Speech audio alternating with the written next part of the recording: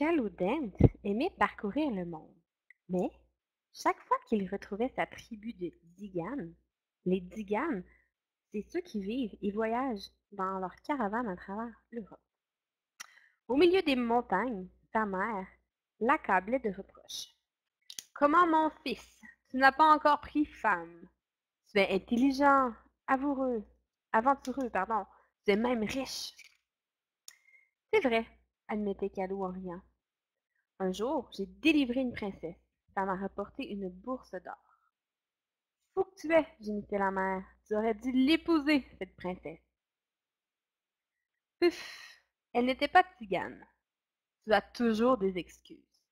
Trouve-toi donc une tzigane, même pauvre comme une souris, mais marie-toi. À force d'entendre sa mère lui répéter chaque jour la même rengaine, Kelodent finit par soupirer. D'accord, je vais me chercher une femme, mais écoute-moi bien. Même elle, même si elle te plaît pas, tu l'accepteras. Promis, s'écria la mère au comble de la joie. À toi de jouer, Calodent. Et puis, pour ton mariage, je te ferai une fête digne d'un roi.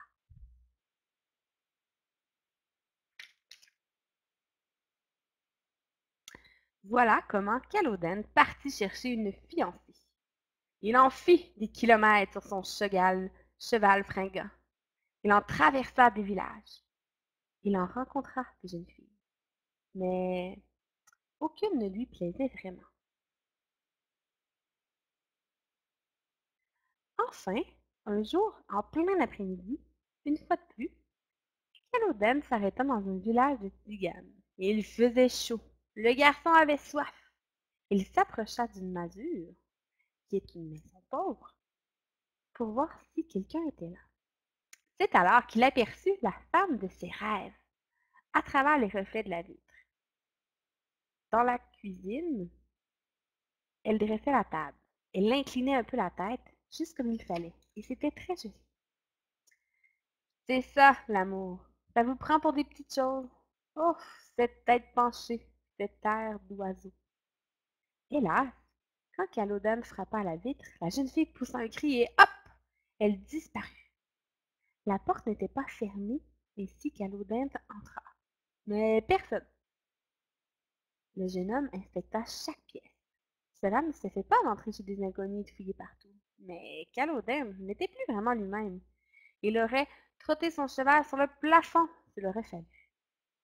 Il fouilla la maisonnette sans résultat. Puis, soudain, quand une heure sonna au clocher, une vieille femme accompagnée de son mari. C'étaient deux vieux tziganes, tout ridés, tout voûtés. Ils contemplaient l'étranger. Mais qu'est-ce que tu fais chez nous? Le jeune homme bafouilla. Ma foi, je suis entré et, à force de chercher, je vous ai trouvé. Que désires-tu? Moi? Oh, rien du tout. Les deux vieux ne savaient trop que dire. Ils trouvaient ce garçon bien étrange, mais Calodan était un Digane, et quand un Digane rencontre un autre Digane, il n'est pas question qu'il le laisse à la porte. Si tu as faim, reste, dit le vieux, tout simplement. Merci, s'écria Calodent. Les deux vieux se mirent à manger. Calodent aussi. C'était un repas succulent, mais le garçon n'avait pas d'appétit. Il grignotait en regardant autour de lui, et même sous la table. Où était la jeune fille? Et pourquoi se cachait-elle? Puis-je remercier la cuisinière? Demanda-t-il enfin. C'est sans doute votre fille ou votre petite fille qui a préparé ce festin. La vieille répondit. Non, non, non, nous vivons seuls. Calodette insista. Mais pourtant, quand vous êtes entré, tout était prêt sur la table. Eh bien, fit la femme. Elle dit tout bas à son mari. Est-ce que je lui dis ou je lui dis pas? Enfin, après s'être gratté la gorge, elle avoua. Je pourrais t'expliquer.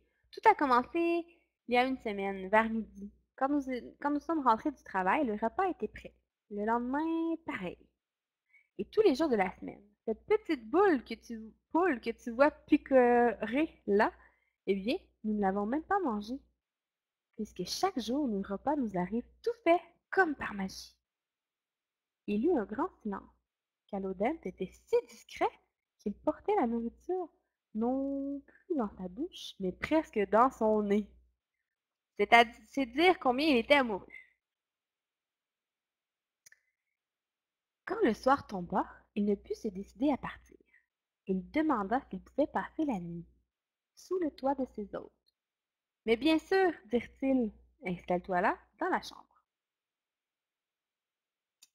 Calodent ne parvenait pas à dormir. Il gigotait et il soupirait. Quand minuit arriva, les 12 coups lui tintèrent dans les oreilles, comme s'il avait la cloche dans la tête. Puis après un silence, il eut un pas léger dans la cuisine. Calodent bondit, il regarda par la porte à peine ouverte. Sur le bord de la fenêtre était penchée une poule noire. Elle sauta dans la pièce, se secoua, son plumage tomba et hop! Elle se transforma en jeune fille. C'était elle, la belle Tzigane. Elle se mit à ranger la maison, tout doucement. Quand l'horloge sonna à nouveau, d'un geste preste, elle ramassa son plumeau noir, redevint poule, battit des ailes et disparut par la fenêtre. Le lendemain, Calodent déclara à ses hôtes qu'il allait partir. Mais d'abord, évidemment, il voulut acheter la poule. « Ah non, elle n'est pas à vendre, dit la vieille. Une de ces jours, nous la cuirons. »« Et si je vous la jette pour 10 pièces d'or? » dit Calodent, en montrant sa bourse. « 10 pièces d'or? Mais c'est le prix d'une maison. Pour une simple poulette? » Les vieux n'en revenaient pas. « Il est fou, ce garçon, » dit la vieille à l'oreille de son vieux mari. « Depuis le début, je m'en rends compte. Il est fou allié, mais il est riche, » murmura le mari. Sans hésiter, ils lui vendirent la poule. Quand Calodent fut de retour chez lui, sa mère lui demanda « Et alors, qui me ramène-tu » Elle répondit simplement « Cette poulette noire. » « Bravo !» s'écria la mère. « C'est comme ça que tu tiens tes promesses. Je t'envoie chercher une fiancée et tu m'apportes de la volaille. » Mais Calodent ne quitta pas sa poule des yeux. Il saisit une poêle à frire, comme si c'était son violon, et se mit à chanter. Des yeux noirs, la poule tapotait du pied, comme les poules font. Quand le concert fut terminé, Calodent s'installa dans la cuisine et se mit à tresser de la paille pour confectionner un panier. La poulette restait sur son épaule sans bouger. Calodent finit par dire en montrant le panier « Poulette adorée, viens dormir. J'espère que tu feras de beaux rêves dans ton lit douillet. » La mère de Calo fronçait les sourcils. Cette nuit-là, Calodent, lui, ne dormait pas. Il se leva et sortit sur la pointe des pieds. Puis, il se cacha derrière la fenêtre de la chambre. Il restait là à observer. Et il fit bien, car au 12e coup de l'horloge, la poulette se dressa sur ses pattes, sortit du panier, se secoua et redevint femme. Aussitôt, elle étala par terre une nappe sur laquelle un repas alléchant apparut. Alors, Calodent bondit à pieds joints dans la pièce au milieu des plats qu'il renversa. Il saisit la fille par la taille. Elle s'écria « Oh! » Mais elle se ressaisit et dit « Comment t'appelles-tu? »« Calodent. »« Eh bien, tu me plais, Calodent. » Et elle l'embrassa, l'enveloppa de ses cheveux. « Mais tes cheveux me chatouillent les doigts, » murmura-t-il. « Je m'appelle Thindir Sibyllona, » dit la jeune fille. « Oh, ton nom chatouille mes oreilles, » murmura Calodent. Puis, il lui dit plein de jolies sottises. Elle répondit par des doux petits rires. Soudain, elle redevint sérieuse. Bientôt, hélas, il faudra revenir poulette, gémit-elle. Mais pas question, dit Calodent. Je te serrerai si fort dans mes bras que tu ne pourras plus jamais retrouver ton plumage. Si tu ne me lâches pas, je pourrais mourir, dit tristement Thindir Sibyllona. Je suis fille de roi Tzigane. Un méchant sorcier m'a transformée en poule parce que je refusais de l'épouser. Je deviens une jeune fille qu'à midi et à minuit pour quelques instants. Tel est mon sort. N'y a-t-il pas un moyen pour te délivrer? Si, il y en a un, mais il est impossible à réaliser. Dis-moi-le. À quoi cela servirait-il? Tu n'accepterais jamais, j'en suis sûre, dit la jeune fille. Oh, si, je ferais tout ce que je pourrais. Je combattrais ton sorcier, même si c'était un crapaud de 300 kilos, même si c'était un singe fantôme. Tindir Sibyllona murmura. Non, il ne s'agit pas de cela. Il faut que tu acceptes de m'épouser. J'accepte! S'écria Calodente au risque de réveiller toute la maisonnée. Mais attends, tu n'es pas terminé. Il faudra m'épouser sous ma forme de poule, devant tout le monde. Oh, oui, dit Calodente. Puis il bomba le torse et déclara, eh bien, je le ferai. Le lendemain, Calodente resta dans sa chambre. C'est en vain que sa mère collait l'oreille contre la porte pour savoir ce qu'il faisait. Enfin, il apparut. Il s'apprêtait à sortir, la poulette sur son épaule. Attends que je te fasse à manger, s'écria sa mère. Je n'ai pas faim, dit-il en sautant sur son cheval. La mère déclara avec un air de soupçon. Avant, tu avais un appétit d'ogre. Tu es devenu si bizarre. Et dis-moi, que vas-tu faire en ville? Je vais préparer mon mariage. Comment ça? S'exclama-t-elle, les mains sur les hanches. C'est un peu fort. Tu ne vas pas me présenter ta fiancée, à moi, ta mère? Ne sois pas si pressé, tu la connaîtras bientôt, dit Calodente. Il partit portant son panier en équilibre sur l'épaule. Arrivé à l'église, il demanda au curé, pouvez-vous marier mon père? Ben, bien sûr, dit le curé, je suis très heureux de savoir que tu as enfin trouvé une femme. Ta mère se faisait tant de soucis. Qui est la fiancée? Mais la voilà, dit Calodente. Et il montra sa poule noire. Par chance, l'église était sombre et le vieux curé n'y voyait plus très clair. Il cligna des yeux et demanda à la fiancée. Comment t'appelles-tu? Coq coq, fit la poule. Par chance, le vieux curé était très sourd. Calodène traduisit. Elle s'appelle Tindir Sibyllona. Elle a l'air un peu timide, dit le curé, mais elle semble très douce. Félicitations, mon garçon, je vais vite publier l'annonce de ton mariage. Ton mariage aura lieu dans 3 jours. Quand Calodène revit chez lui, il annonça à sa mère que le mariage aurait bientôt lieu. Bon, dit-elle en se jetant fortement sur la poule. Je vais tuer cette poulette, maintenant, que tu en aies bien pris soin. Elle est bien dodue à souhait. Je la ferai rôtir pour le repas de noces. Ça, jamais, jamais, hurla Calodène en saisissant la poule. Il marmonnait. Mais ma parole, elle veut rôtir ma fiancée. Quoi? J'ai du mal à entendre, sa mère. Le grand jour arriva. La mère de Calodène mourait de curiosité. Elle allait enfin la voir, sa belle-fille. Hélas, un voisin vint lui annoncer. Pauvre femme, votre fils prétend qu'il va épouser. Il n'osait pas continuer sa phrase. Il finit par dire en baissant la voix. Il va épouser une poule. La mère se précipita sur le seuil de la porte. Elle vit Calodène sur son cheval avec ses plus beaux habits. D'une main, il tenait les rênes et de l'autre, il tenait son panier. Et dedans le panier, bien sûr, il y avait la poule qui ouvrait le bec comme pour s'excuser. Le jeune homme leva le panier en proclamant Ma mère, je te présente ma chérie. Sa mère cria Espèce de fou, je n'irai pas à ton mariage.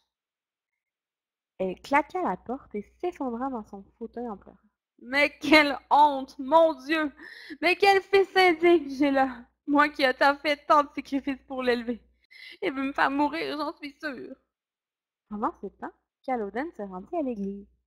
Tout le long du trajet, la foule s'exclama en riant. Vive le marié! Vive le marié! Il y avait là les petits, les gros, les méchants, les idiots et les autres.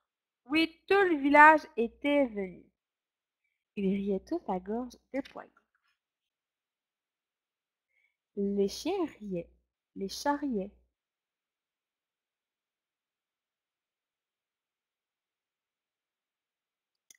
Même les fourmis devaient rigoler.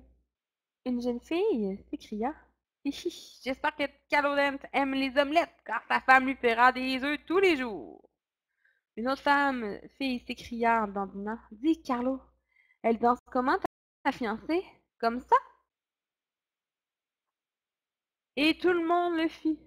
Reprit Frout Frout. Une autre exclama. Et quelle chanteuse ce doit être? Coq, coq, coq, coq. Et tout le monde se mit à cacater.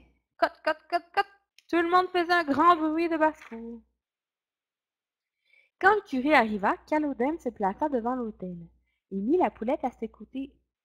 Le curé demanda au jeune homme s'il voulait épouser Cindir Sibilena, ici présente.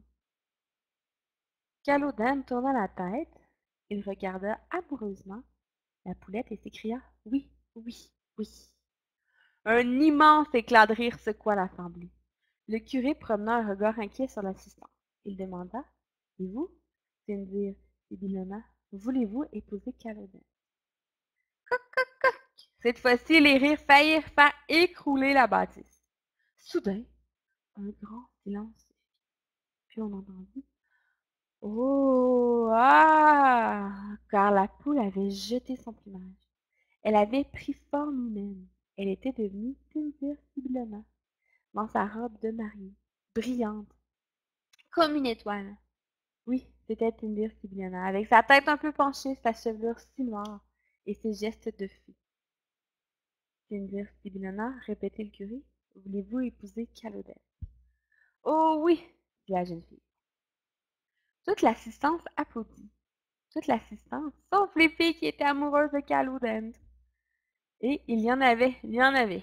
À la sortie, la mariée dit à son époux, jette le panier, jette-le bien haut. Il obéit, aussitôt. Sous le regard ébloui de la foule, le panier se transforma en carrosse. Ma mère y était à la fenêtre quand elle vit revenir ce bel équipage. Elle leva les mains en signe de joie. Elle se jeta au cou de sa belle-fille et la bénit. Les noces furent splendides. Des diganes vinrent des quatre coins du monde pour y assister. Le père de la mariée, le roi des diganes, se déplaça en personne. On dit que les souris chantèrent et que même les vaches mortes dansèrent ce jour-là. Et voilà, c'est comme ça qu'on conclut le livre de Marie-toi, Marie-toi. Donc, on va être de retour la semaine prochaine, donc mercredi prochain, même heure, 19h15. Merci. Bonne soirée.